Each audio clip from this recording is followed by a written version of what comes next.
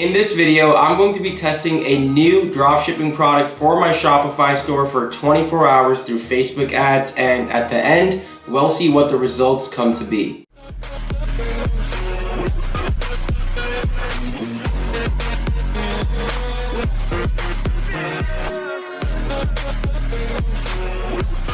What's going on, y'all? It's your boy Yash. Welcome back to the channel. Thank you guys so much for tuning in. Before we do move forward into the video, make sure you guys drop a huge like on this video, and while you're at it, make sure you guys are also subscribed to the channel with that post notification bell turned on so you guys are updated with all recent and updated videos.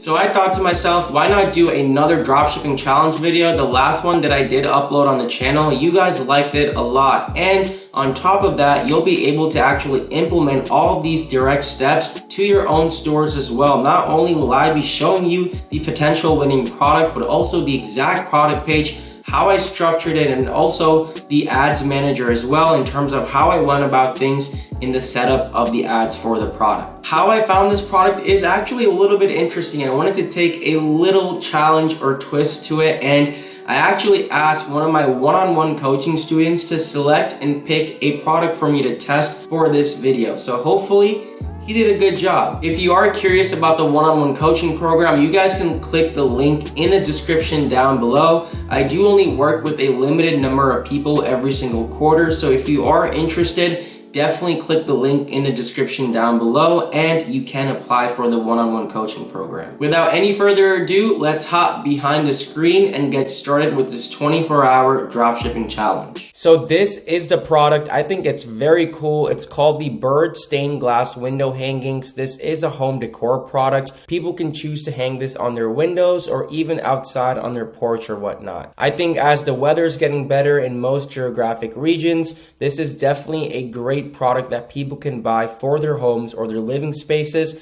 in the spring and also throughout the summer as well. I really wouldn't say this is a problem-solving product, doesn't have a specific task or use, but it is definitely a passion product that adds some sort of life and value to people's living spaces. So starting at the top, we do have two variants. We have one that has 7 birds, which is the best selling one, which is how I title the variant. And the next one is called the 4 birds one. This is obviously at $19.95. And the 7 birds one is at $24.95. I always like to give a little 20 or 30% off discount on most of my dropshipping products as well. So it incentivizes people to buy and people think that they're getting a great offer. Moving on to the product pictures, they're nice, HD, congruent, really good formatting and stuff like that too. So people can really see what the product has to offer and more importantly, how it looks. So let's move on to the meat of the product page, probably what you guys do want to see. Right here, we have this clean CTA button which says buy now. Underneath it, we have some payment badges. Honestly, payment badges or safe checkout badges are totally okay. People ask me all the time. You can more so put them on the top of your description or on the bottom of your description, wherever they really fit in nicely, as long as they do not look spammy, that's totally okay. Moving further down, we get into the main description. We have the title that reads, "Let's Bring Art and Nature Home." Goes into the description a little bit more.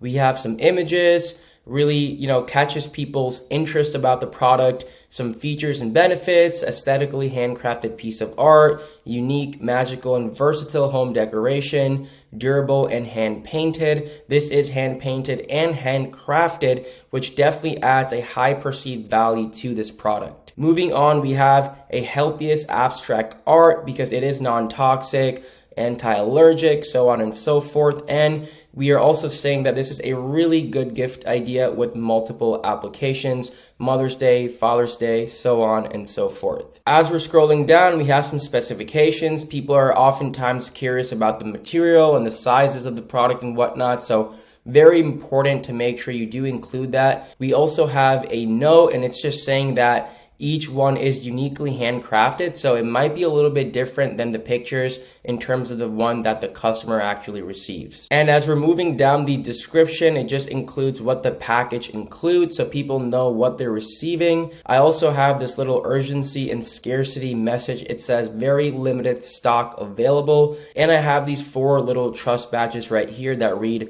worldwide shipping, 100% satisfaction guaranteed, premium quality, and fast shipping. And then as we're moving down, I do have some reviews. Very important to have reviews on your product page, ladies and gents. It's really good for social proof and more important for trust. So that is my overall product page. It's very nice, clean, simple. At the end of the day, this product doesn't need a lot of unfolding, demonstration, or education behind it. It is quite frankly pretty self-explanatory. And if you do want to see how I exactly craft my product pages, my product descriptions, how I come up with them, and how you guys should also for success, click on that video right there and it should bring you to it. So moving on to the Facebook side of things, I want to show you how I went ahead and implemented things. So usually with every product test, I launch 2 campaigns simultaneously. One is a CBO with 7 interests and the other one is an ABO with only 3 interests. So first and foremost, we're actually going to go ahead and dive into the CBO campaign. And if you do pay close attention to how I name the campaign,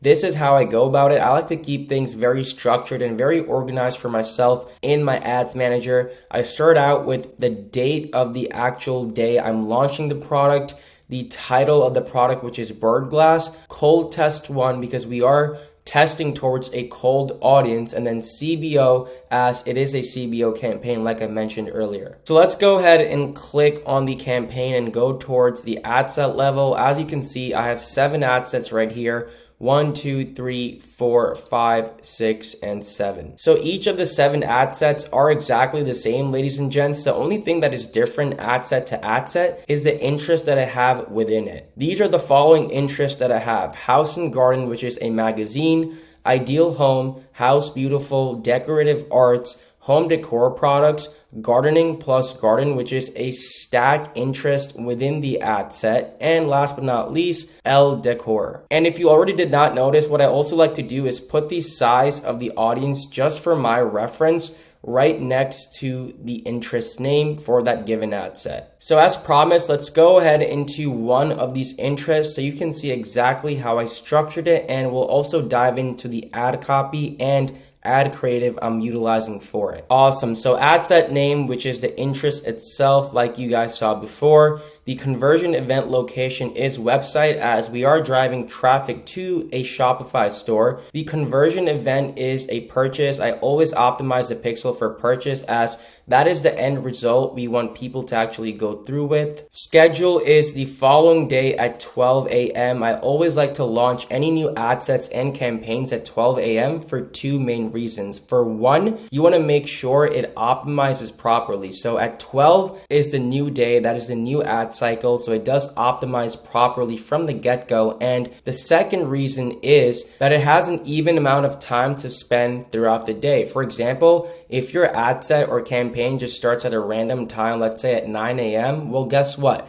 It is potentially missing a pool of people from 12 a.m. to 9 a.m. Those pool of people can maybe be potential customers. So that's why are the 2 reasons you want to make sure you schedule any new ad set or campaign to launch at 12 a.m. Now that that is out the way, we want to go on to locations. I always put people living in this location because we actually want to target people living or residing in those countries. And I also have targeted the big 5 countries, or the top 5 countries, and they're called the big 5 or top 5 because those countries are countries with the most active credit card users and online shoppers. So we have the United States, New Zealand, Canada, United Kingdom, and Australia. For age, I have 21 to 65 plus. This is something that more of a mature audience would buy. That's why I have 21 to 65 plus instead of the default 18 to 65 plus. So it's very important to know your audience persona, meaning who your ideal buyer is for your individual product. The interest is L Decor, and I always like to exclude each interest by the following: AliExpress and dropshipping, and that is because we don't want those audiences to see our ads, quite frankly, because it is absolutely irrelevant. Excluding by AliExpress and dropshipping, believe it or not, will also get you more of a quality audience, more quality traffic drawn to your ads, which means you'll get better CPMs and better CPC on an overall basis. Very important to do. You always want to uncheck this detailed targeting expansion option. Facebook does select this for you by default, but all this really means is that Facebook will go beyond the scope of the interest, which is el decor, and try to find other potential audiences. Now, we don't really want that because we don't know how those other pools of audiences will be, and you may get really high CPMs and high CPC, and obviously we don't want that. So always make sure you do uncheck that little option. For languages, I always like to filter by English UK, English US, or English all, and the logical reasoning behind that is our ad copy and our Shopify store will be in English. So why spend ad money towards people who don't have their Facebook or their native language in English? We don't want those people to see our ads really. For connections, I just leave it at default, all people. Placements, also automatic placements recommended. We want to give Facebook the upper hand. Facebook's AI and machine learning, guys, is super smart and super devoted. So you always want to let Facebook do the hard work, and later down the road, you can always break down by different placements in terms of which you're getting the most traffic from. And then scrolling down, optimization for ad delivery will be conversions. Anything else we don't really want to touch. Manual bidding, cost control, that is all for later when you do actually scale. So I'm not even going to get into that part. And then as we move to the ads part, we have two ads. I always like to split test between two different ads. We never want to put all our eggs into one basket ever. So as you can see, we have this interest right here, and each interest has two images, image 1 and image 2. Again, gardening plus garden, image 1, image 2, so on and so forth. Each of the 7 interests, guys, has 2 of the ads each, which are exactly the same. So here is the preview of our beautiful ad copy. I think it looks really good. The call to action button is shop now. The headline is what your home needs with a little sun emoji. Usually I like to have a direct statement that relates to the product in the headline, and in description I like to have something of urgency, trust, or scarcity. In this case, we have something of trust. So it says 8,700 happy customers. For the primary text, we start out with the hook, and it says our new stained glass bird sun catcher is so vibrant and eye-catching, heart emoji. And this is called a hook because think of an actual hook, how it actually reels people in and gets people curious. So this can be a bold statement or even a question directly associated with the product, actually mentioning the product name like how I do right here. And then going forward, I have just a little bit about the product. This is typically a little bit of a longer ad copy than I usually do,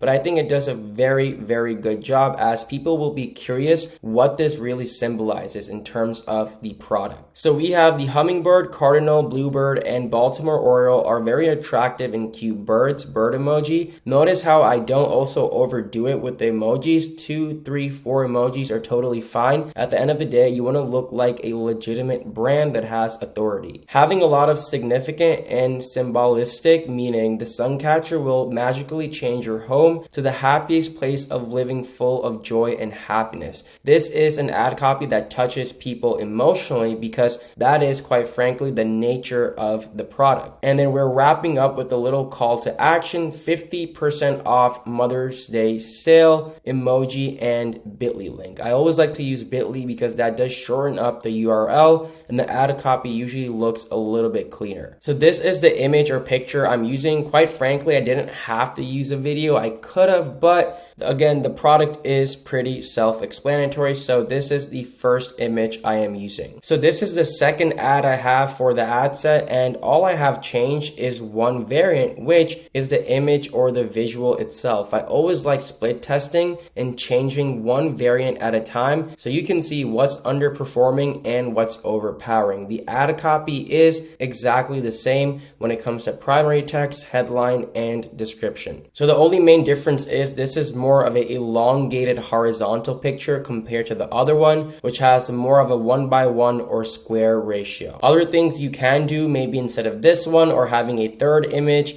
is maybe having a single image but having a collage with maybe 2, 3, 4 different pictures of this sun catcher. You can easily make that for free through a website like canva.com, At the end of the day, get creative, and split testing is the main key. You can have up to 4 or 5 different ads per ad set. So now you saw the CBO campaign, and real quick, let's jump into this ABO campaign. Like I said, this one does have 3 ad sets at $7 a day each. So this is fairly a lower budget test compared to the other CBO campaign. So with this campaign, I'm also using the same creatives as well, both of them as you saw in the CBO campaign. We have image 1 and image 2. The only thing that is different, ladies and gents, is at the ad set level itself. This is what I like to call broad or open no targeting strategy, and this works really well for products that are self-explanatory and also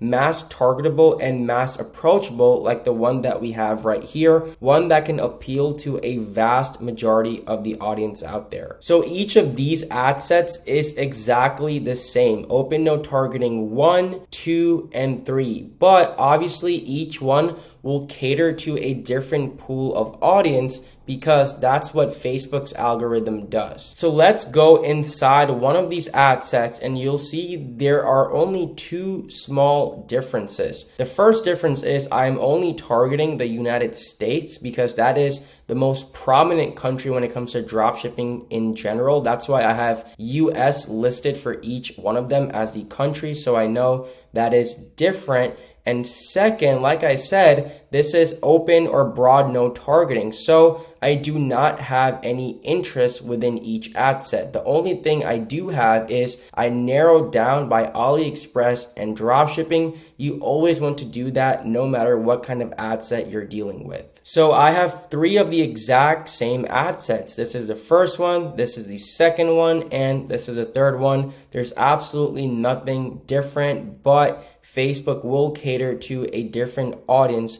for each of these individual ad sets, like I said before. So these ad sets have already been scheduled and approved, and in exactly 12 hours, these will go live, and then we will let them run for 24 hours without doing anything at all, and we'll come back and look at the results together and see what we're dealing with. The next day. Great, so now it is the day after letting the ads run for an entire day, 24 hours. As you can see on my phone, it is Sunday, May 9th.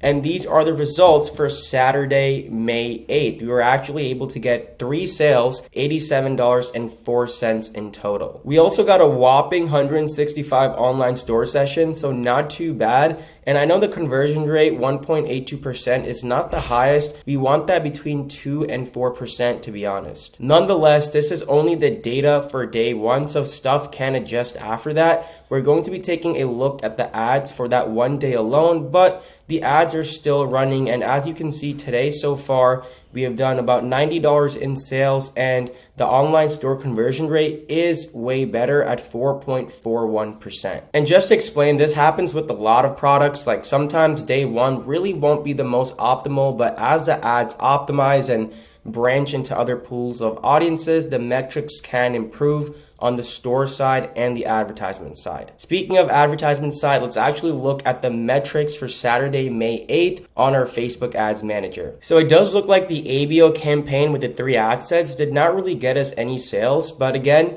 they've only spent about $7 that day because that was our budget. Metrics look really great, a good amount of clicks. You know, we usually want these CPC amounts under $1. Click-through rate is phenomenal, and CPMs are quite frankly not too bad as well. Not so many add to carts and initiated checkouts on these, but again, I am going to let them run one more day, and that's why they are still active at this point. So let's actually go back and go to the CBO campaign. I know it says only 2 sales, but we did get 3 sales, as you guys saw on the Shopify dashboard earlier. So what I'm really only looking for after 24 hours is, can I really go ahead and turn any ad set off that is not giving me good metrics? And the main thing I really look for is any ad set that has a cost per click of above $1, unless it has a sale, I'm going to go and turn that off. In this case, no ad set has a cost per click of above $1. I mean, these are all really good metrics, below 50 cents.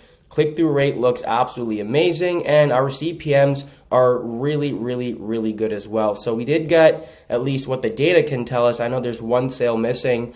Decorative arts got 1 sale, and then El Decor got 1 sale as well. So I'm probably not going to be turning anything off. My only exception would have been, like I said, if we had an ad set with a cost per click of above $1, but in this case we don't. So right now we're only on the 2nd day and we still have about 8 hours left until the day finishes. So quite frankly, I'm going to be making a decision at 12 o'clock today at midnight. I personally don't think this is a winning product. I mean, sometimes winning products pop off way quicker than others. You can be profitable on day 1 or even as early as day 2. Usually my rule of thumb is by day 3 collectively, if we're not breaking even on a product, I will go ahead, dump that product and move on. And also, my other rule of thumb is if on day 1, the first 24 hours, you do not get any sales, first and foremost, I will go ahead and reverse engineer everything, product page, offer, pricing, ad copy, creative, targeting, make sure everything is up to par. And if it is, and again, we still did not get any sales that first 24 hours,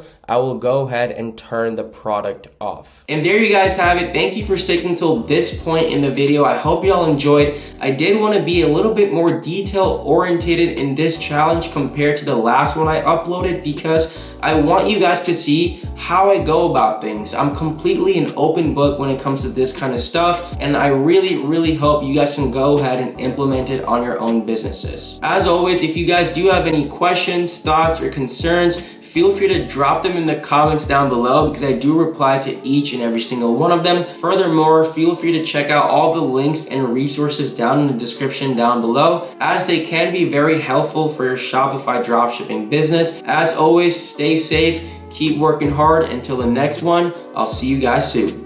Peace.